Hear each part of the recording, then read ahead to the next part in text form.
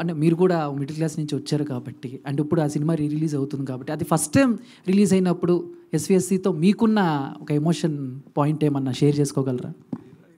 నేను చూసిన సినిమాలలో అతి ముఖ్యమైన అండ్ చాలా నాకు ఎప్పటికీ గుర్తుండిపోయే సినిమా సీతమ్మ వాకిట్లో సిరిమల్లి చెట్టు. శ్రీకాంత్ అడ్డాల గారిని కలవడం, ఆయనతో నేను డిస్కస్ చేయడం, మీ ఇద్దరం ఒకటి చేద్దాం అనుకుని డిస్కస్ చేసే సందర్భాల్లో 100 సార్లు చెప్పిండు. ఆయన నాకు చెప్పే కథ నేను వినకున్నా ఎంతసేపు నాకు సీతమ్మ వాకిట్లో డైలాగులు ఎలా రాశారు సార్, ఎలా చూపించారు సార్ అదని. మహేష్ బాబు గారిని వెంకటేష్ గారిని కానీ ఎక్స్ట్రాడినరీ ఆ సినిమా. నాకు ఇంకా ఎందుకు బాగా ఎప్పటికీ గుర్తుండిపోయే సినిమా అంటున్నానంటే, నేను మా అన్న జైశ్యామ్ థియేటర్ తిరుపతిలో చూసాం ఆ సినిమా సీతమ్మ వాకిట్లో సిరిమల్లి చెట్టు. చాలా సంవత్సరాల తర్వాత ఎందుకో ఇద్దరం కలిసి ఆ సినిమా చూసాం. చాలా మెమరబుల్గా అనిపించింది. Very very beautiful film. ఖచ్చితంగా రేపు నేను ఫస్ట్ షో సీతమ్మ వాకిట్లో సిరిమల్లి చెట్టు నేను వెళ్ళి మళ్ళీ నేను చూద్దాం అనుకుంటున్నాను. చాలా అంటే చాలా ఇష్టం. కొన్ని సినిమాలు మనకి ఆ టైంకి అలా హై వెళ్ళిపోయేసి ఉంటాయి, కొన్ని సినిమాలు ఎప్పటికీ మన జీవితంలో కొనసాగుతూ ఉంటాయి. నాకు తెలిసి తెలుగు కుటుంబాలలో చాలా రోజులు గుర్తుండిపోయే సినిమా సీతమ్మ వాకిట్లో సిరిమల్లి చెట్టు.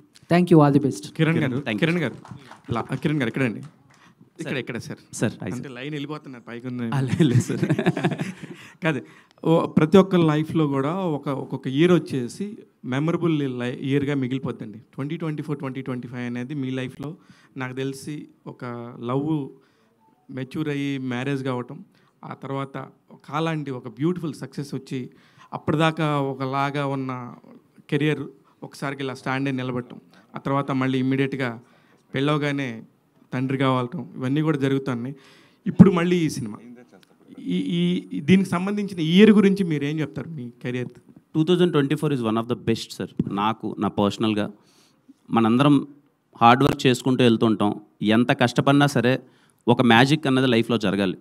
ఆ మ్యాజిక్ జరగకుండా అందరూ కష్టపడతారు. నాకన్నా టాలెంటెడ్ చాలామంది ఉన్నారు, నాకన్నా కష్టపడే వాళ్ళు చాలామంది ఉండొచ్చు. కానీ ప్రతి ఒక్క లైఫ్లో ఏదో టైంలో మ్యాజిక్ జరిగితే అది బయటికి కనిపిస్తుంది. 2024 ఆ మ్యాజిక్ జరిగింది నా పర్సనల్ లైఫ్లో, సినిమా కెరియర్లో. అన్నిటికన్నా ముఖ్యంగా తెలుగు ప్రజలు నన్ను ఓన్ చేసుకున్న విధానం. So 2024 is very memorable sir. ఇలాగే ఎవ్రీ ఇయర్ ఉండాలని కోరుకుంటున్నాను. కిరణ్ గారు హాయ్ సార్. ట్రైలర్ చాలా బాగుందండి. Thank you. సో అంటే మీ ప్రీవియస్ ఫిల్మ్స్ అన్నిటితో కన్నా చాలా డిఫరెంట్గా ఉంది. లైక్ మీ మేక్ ఓవర్ కావచ్చు, లైక్ మీ డ్రెస్సింగ్ కావచ్చు, ఎలాంటి కేర్ తీసుకున్నారు? లైక్ ఒక అర్బనైజ్ స్టైలిష్ లుక్లో కనిపిస్తున్నారు. అప్పటి వరకు నేను కొన్ని బ్యాక్ టు బ్యాక్ సినిమాలు అయిపోయిన తర్వాత వాంటెడ్లీ బ్రేక్ తీసుకొని 2022లో బ్రేక్ తీసుకొని ఒక 6 months ఏ షూటింగ్ చేయలేదు ఆల్మోస్ట్ ఈ సినిమా కోసం. హర్ష అని చెప్పి కాస్ట్యూమ్ డిజైనర్, పర్సనల్గా హర్ష అండ్ అర్జున్ అని ఇద్దరు కిరణ్ని చాలా కొత్తగా చూపించాలి అని చెప్పి చాలా అంటే చాలా హార్డ్ వర్క్ చేసి వాళ్ళు నన్ను ఈ లుక్లోకి తీసుకొచ్చారు.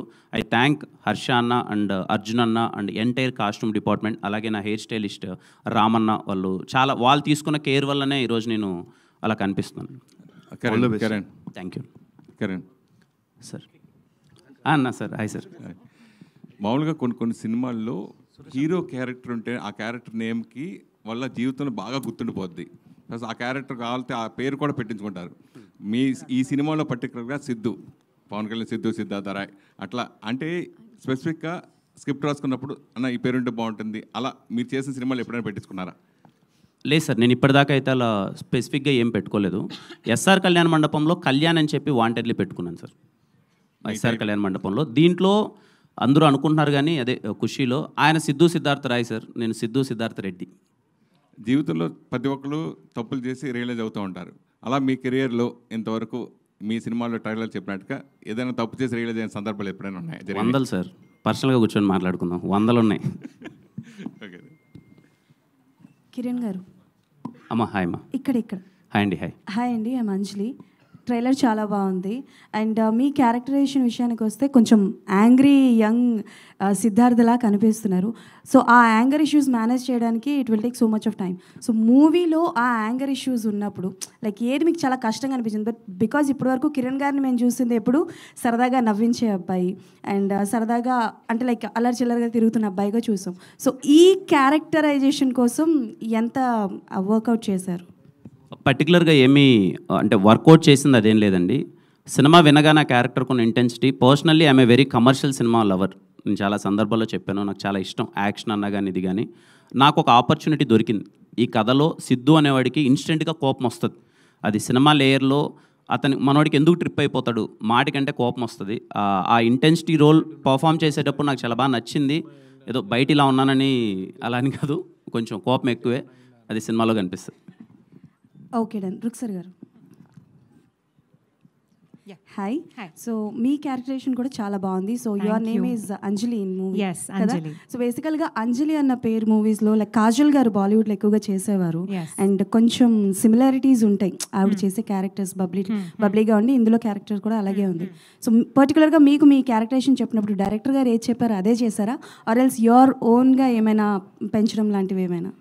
I think I can definitely not take full credit. I think Karun has really pushed me. Ruksha ki Anjali ki chala similarities unnai, but sometimes on screen you need to do some like a little more in terms of expressions, in terms of dialogue delivery, that it connects to the audience. Koncham sober, will not work. So I think that way Karun definitely, in terms of how I should be doing the dialogue, my expressions, I think he really helped me a lot with that. And if you're talking about Anjali from Kuch Kuch Hota, she is one of my favorite characters. I really like that role. And one thing I really like about that character is that usually the misconception undi, ki if the girl is very like out there, tomboyish, going and talking to the guy, koncham judgment undi. But it's not that way. Anjali's heart, Anjali's honesty is in the right place, and she genuinely loves Sidhu. So I think when you approach it with that, you end up really loving Anjali. Like, so starting lo actually script ki, I was like, okay, it's a good character. But when I started playing Anjali is when I realized that she's a really soulful character, and I think that's what's amazing about her. Maggie. Thank you. Maggie. Kiran గారు. Maggi actually ఎవరైనా ఒక heroine అంటే characterisation చెప్పేటప్పుడు and ఎక్స్గా and that మిమ్మల్ని ఒక married ఉమెన్గా చూపించారు. So when director narrated this character to you, what was your exact feeling and మీరు ఈ క్యారెక్టర్ని ఒప్పుకోవడానికి మెయిన్ ఫెచింగ్ పాయింట్ ఏంటి? Thank you for your question. So when Sir narrated the story to me, there was not one moment where I felt that I'm pregnant or I should play this or not.